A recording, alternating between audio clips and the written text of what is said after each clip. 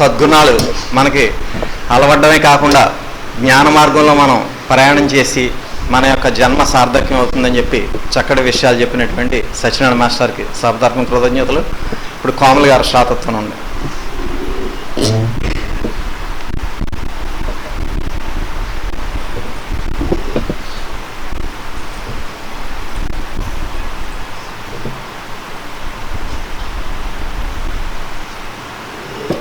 శ్రీ శ్రీ శ్రీ విశ్వవిజ్ఞాన విద్య ఆధ్యాత్మిక పీఠాచార్యుల వారికి సాష్టాంగ నమస్కారములు.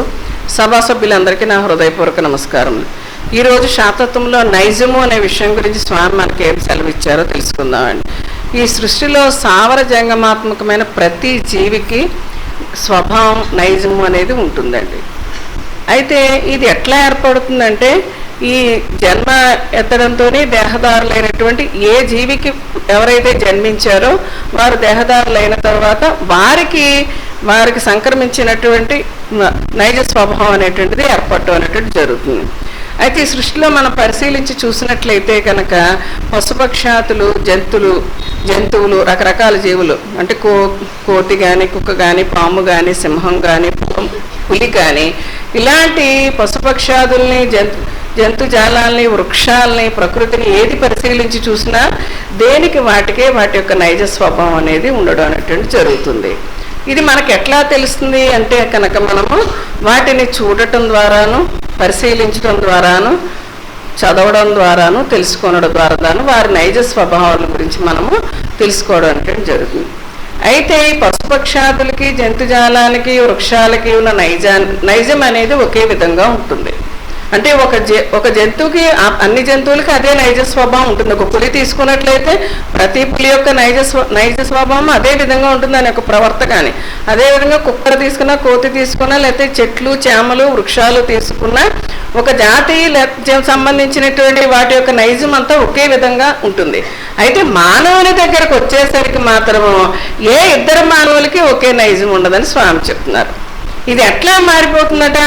మానవునికి నైజం మారిపోతుంది. స్త్రీకి పురుషునికి మధ్య నైజం వేరు, ఒక స్త్రీకి ఇంకొక స్త్రీకి నైజం వేరు, కులానికి మతానికి జాతికి దేశానికి ప్రాంతానికి కూడా మనుషులకి యొక్క నైజ స్వభావాలు ఒకే విధంగా ఉండవు, మారిపోవడం అనేటువంటి జరుగుతుంది. అది వారి యొక్క ప్రాంతాలను బట్టి వారి యొక్క పెరిగిన వాతావరణాన్ని బట్టి మనుషుల యొక్క స్వభావాలు మనకి తెలియటం అనేటటువంటిది జరుగుతుంది. అయితే నైజం అనేది ఒక స్వభావం అనేది ఎట్లా ఒక మానవునికి సంప్రాప్తిస్తుంది అంటే దానికి సమాధానం ఒక్కటే చెప్తున్నారు స్వామి. తల్లిదండ్రుల బట్టే బిడ్డలకి నైజం అనేది వస్తుంది. తల్లిదండ్రుల యొక్క నైజ స్వభావాలు వాళ్ళ యొక్క ఆత్మ పరిశీలన వారి యొక్క ప్రవర్తన వారి కార్యకలాపాలు వారి యొక్క జీవితాన్ని బట్టి వారి బిడ్డల యొక్క నైజ స్వభావం అనేది నిర్ణయించబడుతుందటండి. ఈ తల్లిదండ్రుల నైజం అనేది తప్పించుకొనజాలన్నదటండి. ఎందుకంటే ఈ బిడ్డలు ఈ తల్లిదండ్రుల యొక్క ఆత్మ రూపాలటండి. వారి యొక్క నైజము మనము ఏ వ్యక్తితోనైనా మనం సంభాషిస్తున్నప్పుడు అతని గుణగణాల గురించి మనం పరిశీలన చేసినప్పుడు తరచి చూసినట్లయితే అతని తల్లిదండ్రుల యొక్క గుణగణాలు ఇతనిలో ప్రతిబింబిస్తున్నాయనేటువంటి విషయం మనకి తెలియబడుతుందటండి. అంటే మనకి ఎక్కడ స్వామి ఎలా చెప్తున్నారంటే ఈ తల్లిదండ్రుల నుంచి వచ్చేటటువంటి నైజ స్వభావం ఏదైతే ఉందో అది మానవుడు తప్పించుకోలేటండి. అదే ఉపనిషత్కారులు కూడా చెప్పారటండి, ఆత్మావై పుత్రనామాసి. ఎందుకంటే బిడ్డలు తల్లిదండ్రుల యొక్క ఆత్మరూపాలటండి. కాబట్టి తల్లిదండ్రుల యొక్క నైజ స్వభావాలే బిడ్డల్లో కూడా మనకి ప్రతిఫలించడం అనేటువంటిది జరుగుతుందట. కాబట్టి స్వామి ఏం చెప్తున్నారంటే ఈ నైజం అనే దాన్ని మనం తప్పించుకొనజాలం. కాబట్టి ఏ వ్యక్తితోనైనా మనం సంబంధ బాంధవ్యాలు ఏర్పాటు చేసుకోవాలి అని అనుకున్నప్పుడు వారి యొక్క తల్లిదండ్రుల యొక్క గుణగణాలు వారి వంశక్రమాన్ని మనం తరచి చూడాల్సినటువంటి అవసరం ఉందటండి. అప్పుడు మాత్రమే అతనితో స్నేహం కానీ బాంధవ్యం కానీ మనం ఏర్పాటు చేసుకోవాలి. అంతేగాని ఎవరు పడితే వాళ్ళతో స్నేహం చేసేసి ఎవరు పడితే వాళ్ళతో బంధుత్వం కల్పేసుకుని తర్వాత బాధపడకూడదు అనమాట. ఒక వ్యక్తితో బాంధవ్యం నెరపాలి అంటే ఒక వ్యక్తిని సఖుడుగా నిర్ణయించాలంటే అని స్వామి చెప్తున్నారు. అంటే స్నేహితుడిగా నిర్ణయించుకోవాలనుకున్నా కానీ ఒక వ్యక్తితో బాంధవ్యాన్ని ఏర్పాటు చేసుకోవాలనుకున్నా కానీ వారి యొక్క తల్లిదండ్రుల యొక్క గుణగణాలు వారి యొక్క వంశక్రమాన్ని మనం తరిచి చూడాల్సినటువంటి అవసరం ఉందటండి. ఈ నైజ స్వభావం అనేటటువంటిది ఏ వ్యక్తి కూడా తప్పించుకొనజాలడు. కాబట్టి ఏ వ్యక్తి గురించి అయితే మనం మాట్లాడుతున్నామో, ఏ వ్యక్తితో అయితే మనం స్నేహం చేస్తున్నామో, ఏ వ్యక్తితో అయితే మన బంధుత్వాన్ని కలుపుకుంటున్నామో వారి యొక్క గుణగణాలు ఖచ్చితంగా వాళ్ళ తల్లిదండ్రుల యొక్క గుణగణాలనే ప్రతిఫలించడం జరుగుతున్నారు తప్ప వేరే ఏ ఇతర నైజ స్వభావం వారిలో కనిపించదు. అప్పుడు నాకు అనిపించింది చదివిన తర్వాత, మన స్వామి మార్గంలో ప్రయాణం చేస్తూ సద్గురుని ఆశ్రయించి అయ్యగారి యొక్క మార్గంలో మనం ప్రయాణం చేస్తుంటే మన బిడ్డలు కూడా అదే మార్గంలో ప్రయాణం చేస్తారు. అంతే కదా. అందుకే చూడండి, మన సభ్యుల యొక్క పిల్లలు, చిన్న చిన్న పిల్లలు కూడా ధర్మం గురించి చెప్తున్నారు, చక్కగా అనర్గళంగా ఉపన్యాసం చెప్తున్నారు. అంటే తల్లిదండ్రులు ఎలా ఉంది, వాళ్ళ యొక్క స్వభావం, నైజం, వారి కార్యకలాపాలు ఎట్లా ఉన్నాయి, సద్గురుని ఆశ్రయించి ఉన్నాయి. కాబట్టి వారి బిడ్డలు కూడా అదే మంచి మార్గంలో ప్రయాణించడం జరుగుతుంది. తండ్రి దుర్మార్గుడు అయితే ఖచ్చితంగా బిడ్డ దుర్మార్గుడు అవుతారు. తండ్రి దొంగవాడైతే బిడ్డ దొంగవాడు. అదే తండ్రికి దుర్వ్యసనాలు ఉంటే బిడ్డకు కూడా దుర్వ్యసనాలు ఉంటాయి. తండ్రి సన్మార్గంలో ఉంటే బిడ్డ, తల్లిదండ్రులు సన్మార్గంలో ధర్మ మార్గంలో ప్రయాణిస్తున్నారు, వారి బిడ్డలు కూడా ధర్మ మార్గంలో సన్మార్గంలో ప్రయాణించడం జరుగుతుంది. కాబట్టి మన బిడ్డలకు మనం ఇచ్చే ఆస్తి కాదు, సద్గురు యొక్క ఆశీర్వాదం మనం ఇచ్చినట్లయితే మనము మంచి మార్గంలో ఉంటాం. మన బిడ్డలు కూడా ఏ దేశంలో ఉన్నా, ఏ ఖండంలో ఉన్నా, దేశాంతరాల్లో ఉన్నా కూడా మన బిడ్డలు కూడా సద్గురు మార్గంలోనే ప్రయాణించడం జరుగుతుంది. కాబట్టి ఈ నైజ స్వభావం అనేది తల్లిదండ్రుల యొక్క కార్యకలాపాలను బట్టి, వారి యొక్క ఆలోచన విధానం బట్టి, వారి ఆత్మ పరిణామాన్ని బట్టే బిడ్డల నైజం ఉంటుంది తప్ప దీనిని తప్పించుకోవడం అనేటువంటిది సాధ్యం కాదని స్వామి మనకి చెప్పడం జరిగిందండి. స్వామి దగ్గర మీ దగ్గర సెలవు.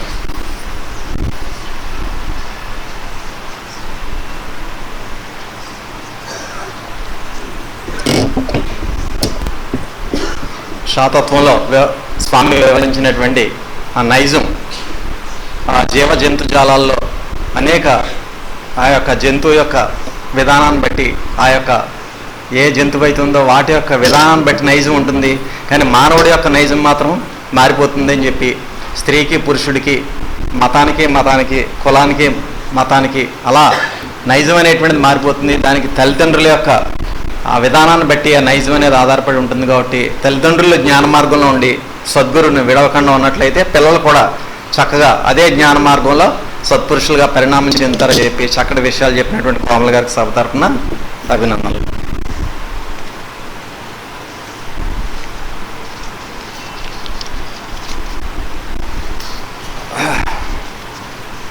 ముత్యాల శ్లాఘన, డాక్టర్ ఆఫ్ చిట్టుబాబు, హైదరాబాద్.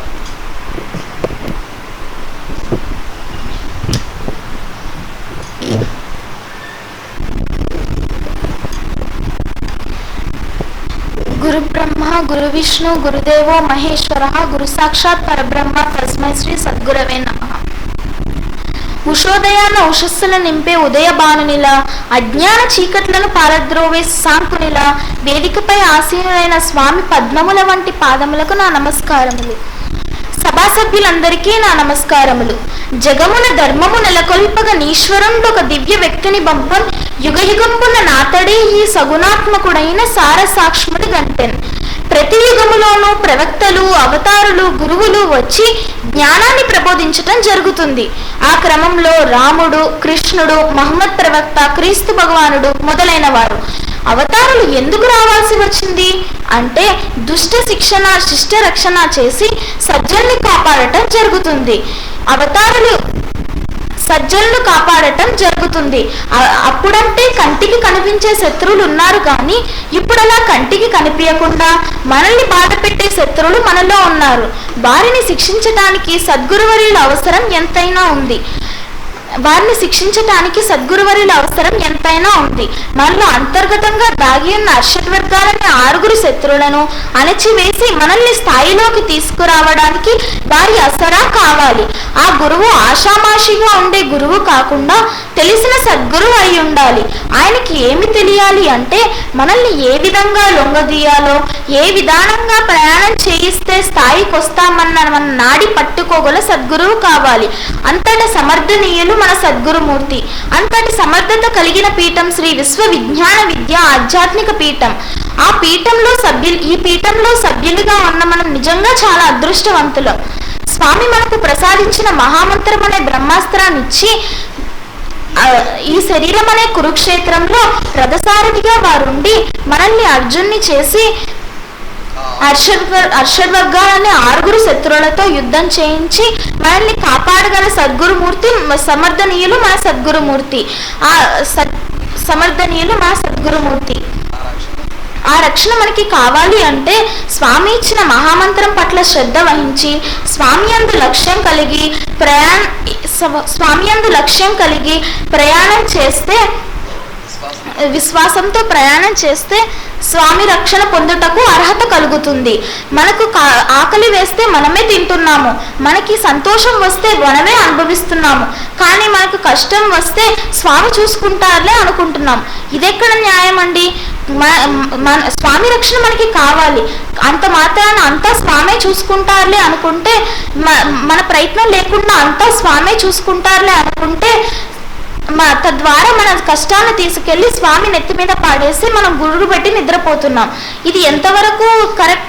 ఎందుకంటే సృష్టి యావత్తు 84 లక్షల జీవరాశులు మహామంత్ర పఠనం ద్వారా తమ జీవనాన్ని సాగిస్తున్నాయి. అటువంటి మహామంత్రాన్ని మనం నిర్లక్ష్యం చేయకుండా సాధన చేసినట్లయితే మనకు మన సమస్యలను మనమే పరిష్కరించుకునే శక్తిని పొందవచ్చు. స్వామి మనకు ప్రసాదించిన మహాగ్రంథము శాతత్వము. ఈ గ్రంథాన్ని నిత్య పఠనం చేయడం వల్ల మనలోని జ్ఞానాన్ని పెంచుకొని మనల్ని మనం స్థాయి చేసుకునే శక్తిని పొందవచ్చు. అటువంటి మహామంత్రాన్ని మనం 24 గంటలు చదువుకుంటూ స్వామి కృపకు పాత్రలు అవుతారని ఆశిస్తూ ఈ అవకాశాన్ని ఇచ్చిన స్వామి పద్మముల వంటి పాదములకు నా నమస్కారములు. ఓం శ్రీ సద్గురుభ్యో నమః. మా వారి తల్లిదండ్రులు వచ్చారమ్మా.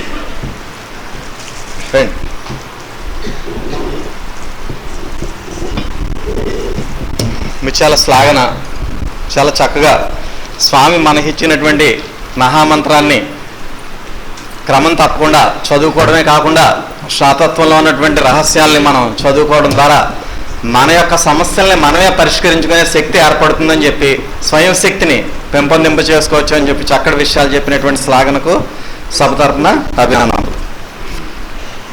బిరద ఉమా గాయత్రి, డాక్టర్ ఆఫ్ ఆదిబాబు, సామర్లకోట.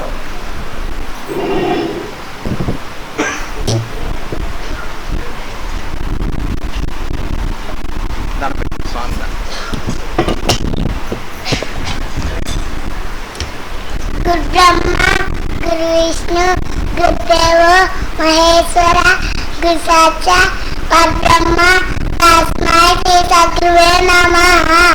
శ్రీ శ్రీ ఆధ్యాత్మిక గురు బ్రహ్మ గురువు విష్ణువు గురు మహేశ్వరుడు గురు సాక్షాత్ పరబ్రహ్మ స్వరూపము అతి గురుదేవునకు నా నమస్కారం. శ్రీ డాక్టర్ మహేశ్వర సద్గురువులకు నా నమస్కారం. ధ్యాన మూలం గురుమూర్తి, పూజా మూలం గురుపదం, మంత్ర మూలం గురు వాక్యం, మోక్ష మూలం గురు కృప. శ్రీ విశ్వవిద్యాన విద్య ఆధ్యాత్మిక పీఠము యొక్క తత్వము మనలో ఉండే రాక్షసత్వం తొలగించి ఈశ్వరత్వం తెలియజేస్తూ అనుభవపూర్వకమైన స్థితిలో మన జీవన విధానంలో తాత్విక మార్గంలో భగవతి స్వరూపం యొక్క తత్వాన్ని తెలుసుకుని ధరించే తత్వము. మనసుకు తృప్తి, ఆత్మకు ముక్తి, శరీరానికి బుద్ధి. ఈ 3 జ్ఞాన సంపదకి ఈ పీఠము యొక్క తత్వ సంపదను కలుగు చేస్తుంది. అంధకారం నుండి మనసుని బయటికి తీసుకురావాలంటే జ్ఞాన జ్యోతిని మనసులో వెలిగించాలి. ఆ జ్యోతి వెలిగిస్తే అజ్ఞానం అన్న అంధకారం తొలగిపోతుంది.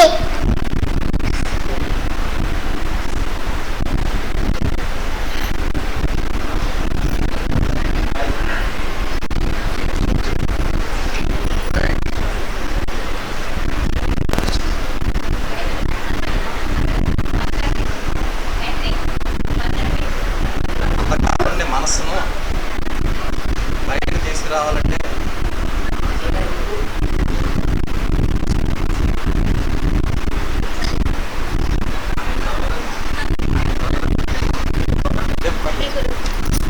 గురువే మంత్రము, మంత్రమే గురువు. అప్పుడు జ్ఞానజ్యోతి ప్రకాశిస్తుంది. ఈ అవకాశం ఇచ్చిన ఈ సద్గురువులకు కూడా నమస్కారం. చదువుకొచ్చిన సభ్యులందరికీ నా నమస్కారం. నమస్కారం పెట్టుకో. నమస్కారం రండి అమ్మా, తల్లిదండ్రులు కూడా రండి. రండి.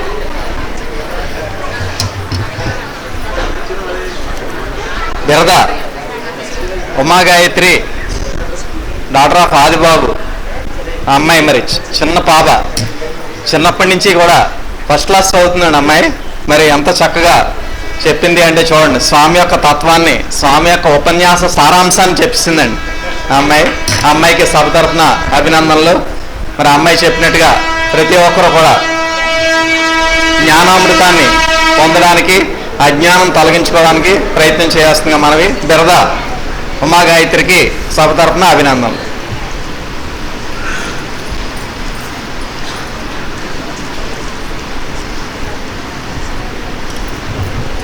అనుభవాల్లో కాపవరం నుంచి వచ్చినటువంటి చిన్నారి కృష్ణకాంత్ అనుభవాన్ని చెప్తాడు.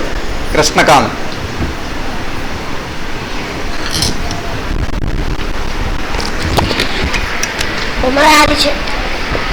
ఉమరారీశ్వర సద్గురువులకు నా సాష్టాంగ నమస్కారములు.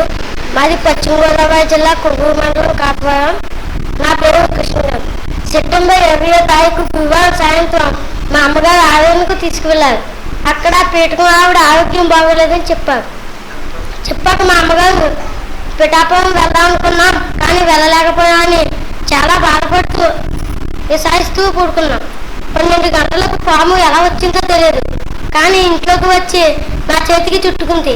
నేను మా అమ్మ చెయ్యి అనుకుని నేను దాన్ని పిసుకుతున్నాను. అప్పుడు అది పాముని తెలిసి అమ్మాయి పామని అన్నాను. అప్పుడు మా అమ్మగారు గబగబా లేచి లైట్ వేశారు. నేను నా చేతి మీద పాముని పడేశాను. మా అమ్మగారు ముక్కుతుంది బాబాయ్ బాబాయ్ చాలా కంగారు పడ్డారు. అప్పుడు నా చేతి మీద చిన్న దెబ్బ ఉంది.